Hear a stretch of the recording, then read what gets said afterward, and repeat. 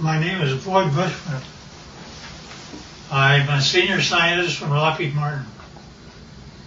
I have 27 patents. Approximately 13 years ago, I ran across a person who had been given a job by Dr. Teller. Dr. Teller was Oppenheimer's right-hand man, and even after Oppenheimer was thrown out of Area 51, Dr. Teller stayed there and was in charge of several programs. The person that I contact twice to 3 times per month is the head of that program now. And they continually update me on everything they possibly can. I do have a top secret clearance. I choose, however, for their purposes, not to use it because the intelligent ones of me and me actually believe that a great deal of information should be lifted up from those dark recesses of Area 51 and moved over so people can see it. So that's what began about 13 years ago. Since I am a scientist, I do not believe in theory. I basically say, follow the data, theory be damned. If something can't verify by a physical test that something is true, then I do not care to accept it in that I present. Therefore, everything that we present here will be data that comes directly from them through me to you. The subject of today there are those that are acquainted with the fact that there were Phoenix lights that occurred over Phoenix about 2 years ago. They were photographed, and those really turned out to be just blobs across the Phoenix sky. It turned out to be that a very dear friend of mine took his wife up a mountain on Valentine's Day, and they took a photograph of Tucson. Turned out to be, when they developed the film, there were a total of 5 UFOs across Tucson proper. And this is Tucson as they saw it. Can you get that? So here's the picture of Tucson as he had it. Then, as he developed further, notice that there are 5 very distinct UFOs along the top of the mountain. Mm-hmm. One of them is even canted a bit, about 45 degrees. Now, the person that took the film said that he had a mothership underneath and one up high. This shows the high one. Mm-hmm. I don't know if I know that I can buy the ship. My name is Scott Faree. I live in Vail, Arizona. A friend of mine who manages a nonprofit in Tucson asked me to take some photos for him for his website. And he was looking for a sunrise picture of kind of the skyline of downtown Tucson. So I had gone out actually on Valentine's Day evening. I dragged my wife up to A Mountain so that I could go up there and just block out some shots, kind of plan the photos that I was ultimately going to take for that website. And so we got up on A Mountain just as the sun was setting. I set up my Canon 40D on a tripod, opened the shutter up fully. I really wasn't looking for picture quality. I was, like I said, I was looking to block out where I wanted to set the camera and the angles that I wanted to take. And so I started to click off some photos, and I had these set with a timer release on the shutter so I didn't get any camera vibration because the sun was starting to set. We were running into fairly low light. And I took, I don't know, it was probably 6 or 8 pictures. I figured I'd had enough that I could take a look at tomorrow, take a look at the next day and decide what I liked. So we went out to dinner that night, went home the following day. I uploaded these photos onto my laptop, and I noticed some lights that I really didn't expect to see up above the Santa Catalina Mountains. And upon closer inspection, and as I really ran out the contrast in the photo, I ended up with something that I still can't explain to this day. This is the original photo, and these lights were showing up just over the top of the mountain. I took a second photo probably 5 or 6 seconds later, as long as it would have taken for me to reset the timer. And in fact, this group of lights was in a much more narrow band, and now about, well, I don't know, I can't really say distance-wise, but they'd moved quite a ways from where that original grouping had taken place. So I still have no explanation for the camera, or for the pictures. These images, these lights have not shown up in any other photos that I've taken. I'm at a loss as to what they might be, and certainly curious as to where those lights came from. They certainly are very similar images. Here's up and flying. Let me go through now on the ships. In order for me to believe it, I had to get blow-ups, and so here are 2 of them, which is blown up much higher. And I think I have one that, yeah, you can see the 45-degree candidate UFO. Now see, the only reason that I bought everything that he said is because my people have been feeding me for 13 years pictures, not only pictures of just plain pictures, but I gave them assignments, being a senior scientist, and they got a picture of up close and personal. This is a UFO which is ready to take off, and it is very up close. And they inform me that there are 3 elements which the UFO is contained. One is telluride, the other is germanium, the other is palladium. I did not say a metal once. And not only that, but the things pick up and fly using anti-gravity.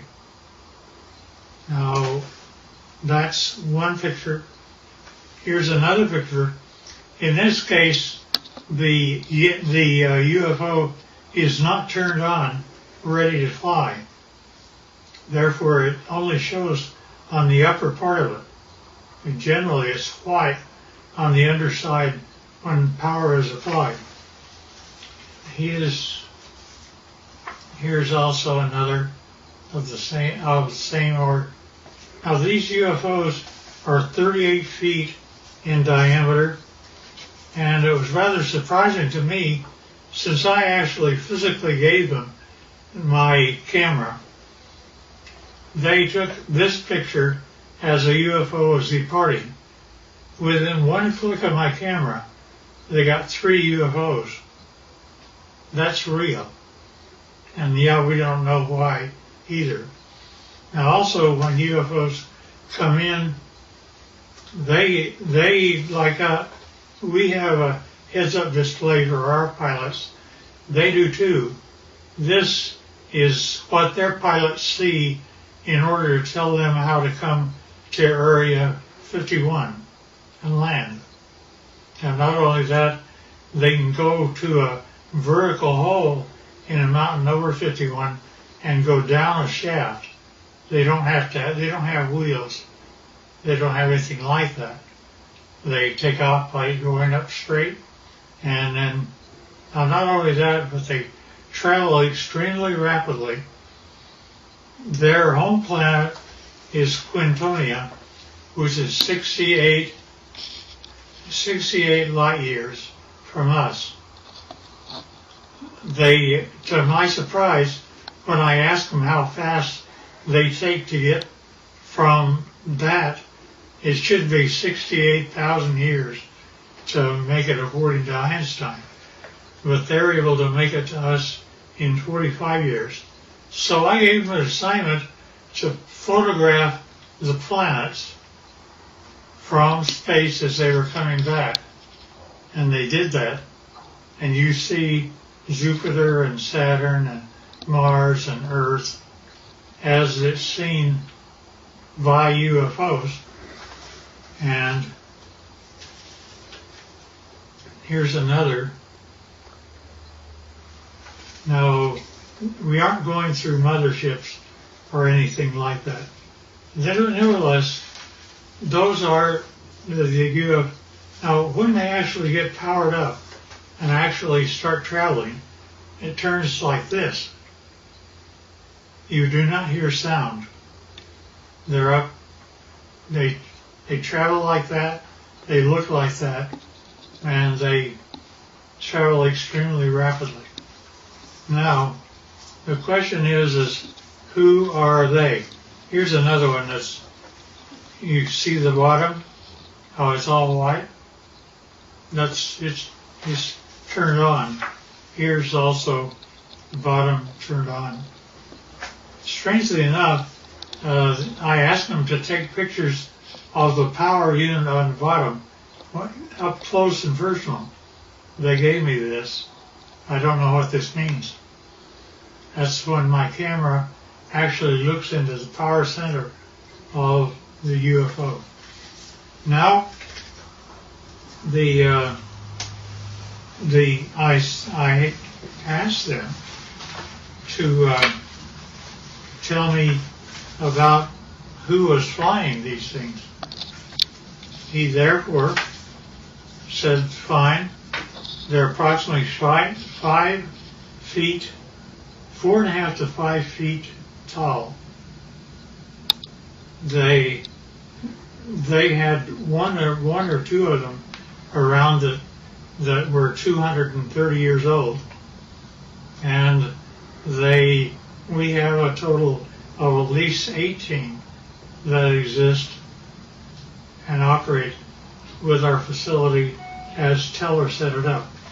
Now notice the eyes are different, nose are different, but they do have 5 fingers, 5 toes, 2 eyes, and rather strangely enough, I asked him how they communicate.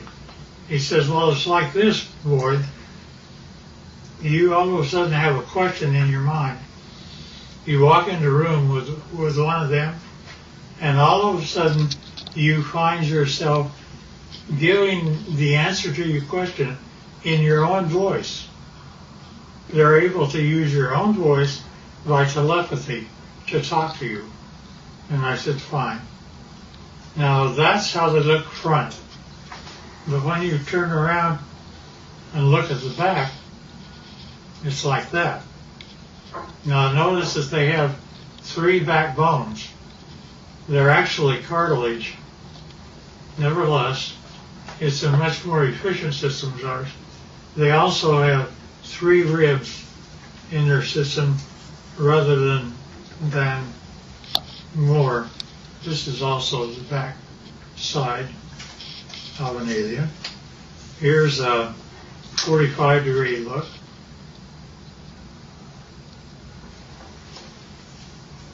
And here's the back of the head. Notice the veins, no hair. And now when we talk about aliens, I pushed the issue, and he said, well, there's kind of 2 groups of aliens. he divided them, they divide them into two groups. One group he calls, it's like you have a ranch. And you have a ranch and you find that one group are your wranglers that know how to wrangle your cattle. There are others are rustlers, ones that steal your cattle. And indeed, that the two groups do act differently.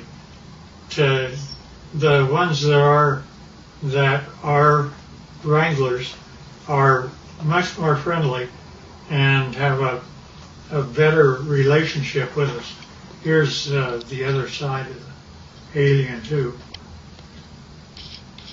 Now also notice that their feet, where they have 5 toes, the toes are joined together like a frog, and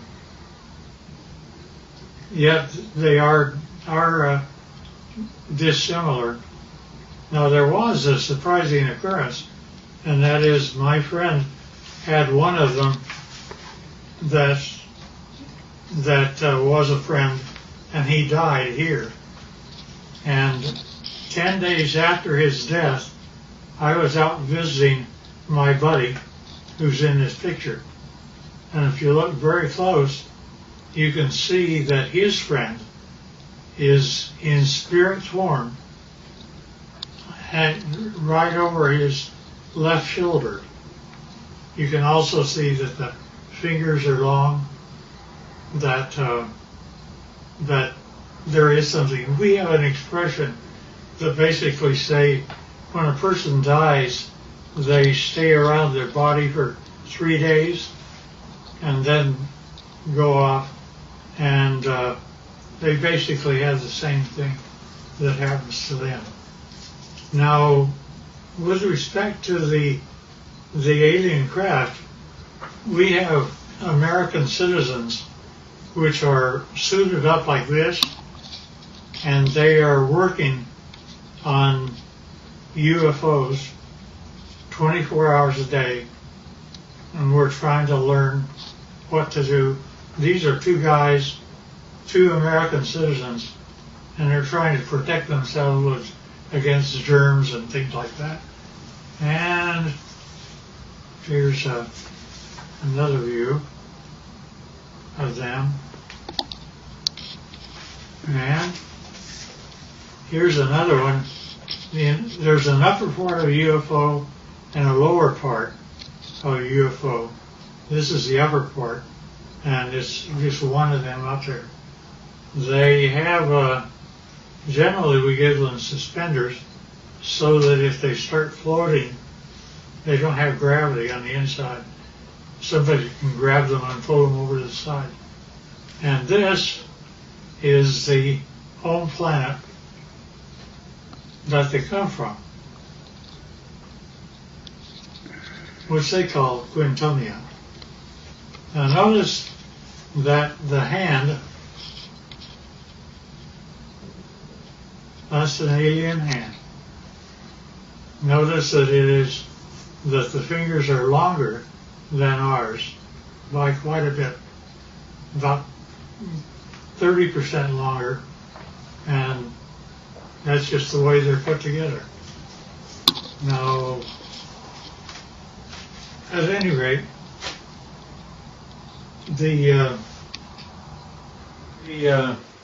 this process that introduced me directly or indirectly to Dr. Teller's work with the group that still is in charge of Area 51 and equivalent, turned out to be a doctor, very, very fine gentleman. And I was carrying on a conversation with him.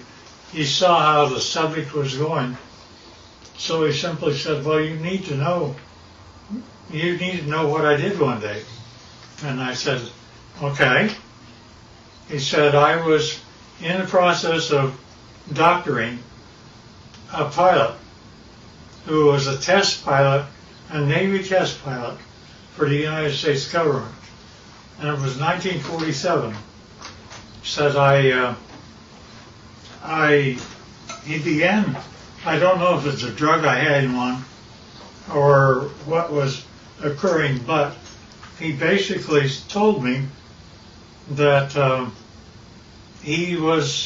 the radar group, had found a blip out over New Mexico, and that they would like to assign me to go out and check it out.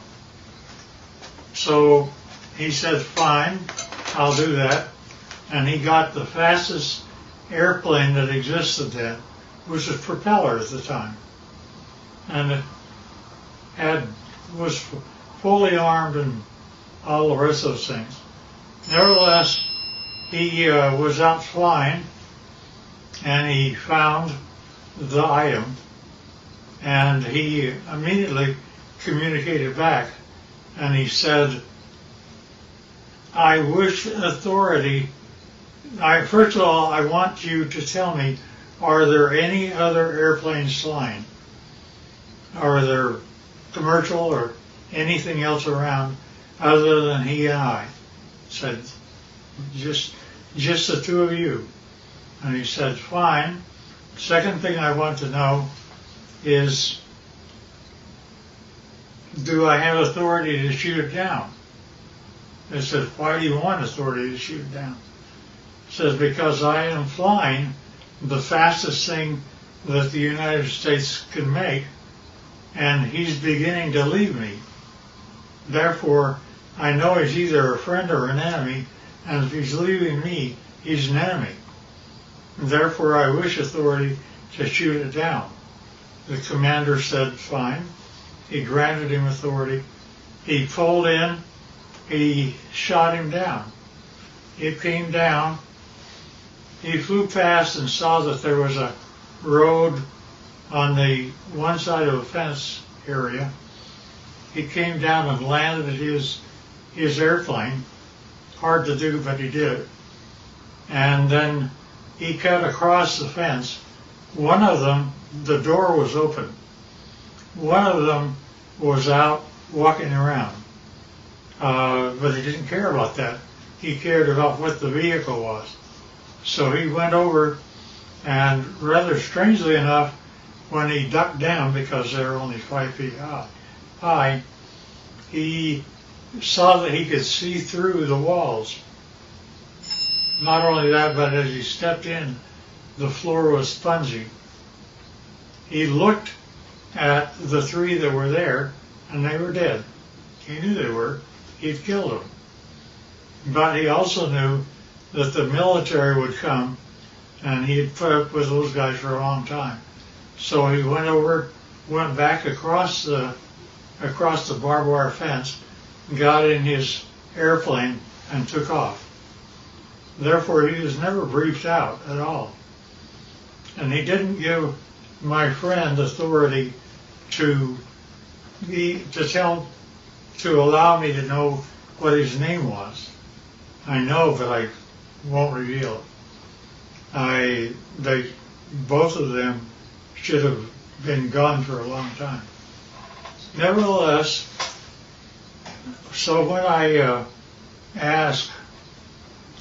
got up with my contacts in Area 51, I brought up that story, and they said, well, that's totally true, but we can't say it, you can.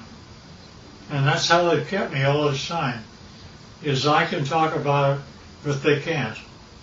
I do, because of some very good reasons, keep things within control, but I don't want us to fall behind the Russians and Chinese. And the problem I have is that Area 51 is working with both the Russians and Chinese right now. And trying to make UFOs, they have, there's been a total of 39 United States citizens that have lost their lives trying to reverse engineer UFOs. And Well, the last one I heard of was a year and a half ago, where we lost 19 lives in one test. They actually wanted to bring various flying craft near the UFO, and the UFO defended itself, and 19 of our people died. Now, they kept giving me things rather than, they would give me pieces of UFOs, and I would come to my laboratories.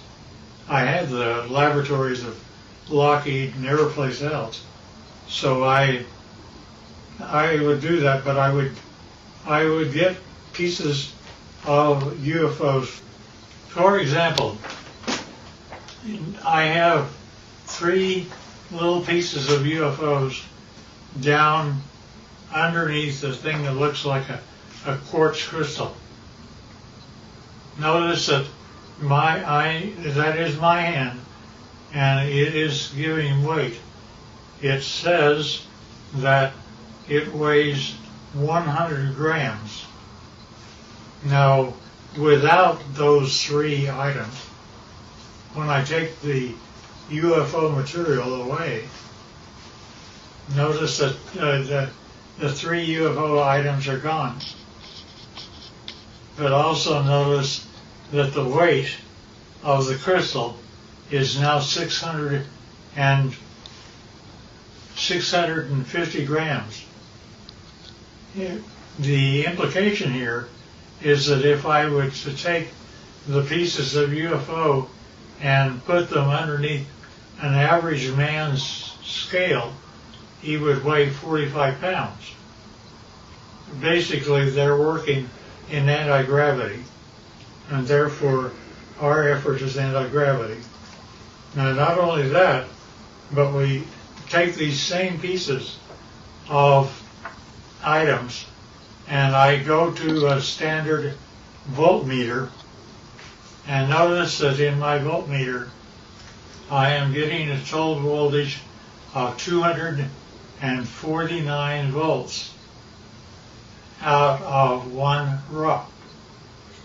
piece of UFO. Not only that, but the team took a piece of UFO and connected it up like this and was able to have a complete laboratory operate for 6 months with heavy equipment. And it goes all the way up to 12 amperes. And since you didn't really get this before, here's the foot with the toes joined together. And this is a better view of the same. Now notice also, this is the body of an alien, and where we have 6 ribs that are connected together, they have 3. And the total height is less than 5 feet. And they still look like this, not like you and I. Nevertheless, so we're able to obtain voltages and anti-gravity, and anti-gravity appears several ways, which is rather unique and nice. Scotty talked about UFOs. I basically said, yeah, I understand, because here is what Area 51 was giving to me since the year 2000 and beyond. Notice it's recent, and we have one triangle, then we have 1, 2, 3, 4, 5, and we have one that's 150 feet across, if not larger. And each one of these are separate documentation of UFOs that were photographed and taken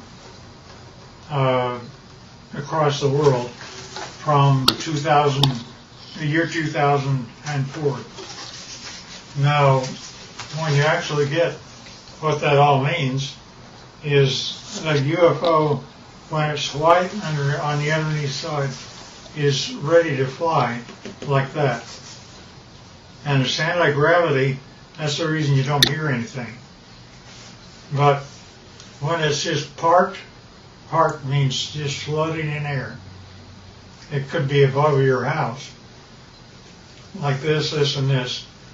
This turns out to be the heads-up display that the aliens see of how to go to Area 51 and store their craft. Nevertheless, this is what the craft looked like. That's how they change power.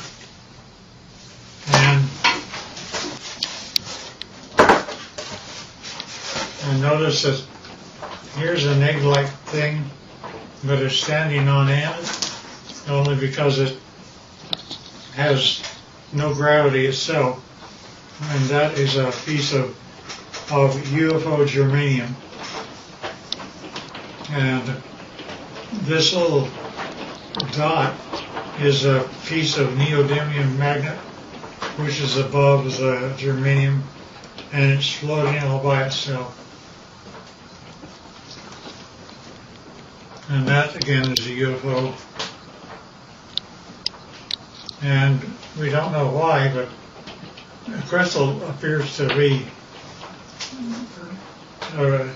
colored rose, and we can't figure out why yet.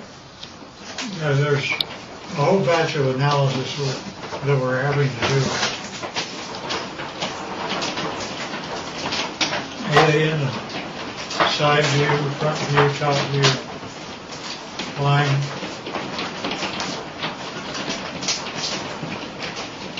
And that's the power center of palladium in the middle of the craft.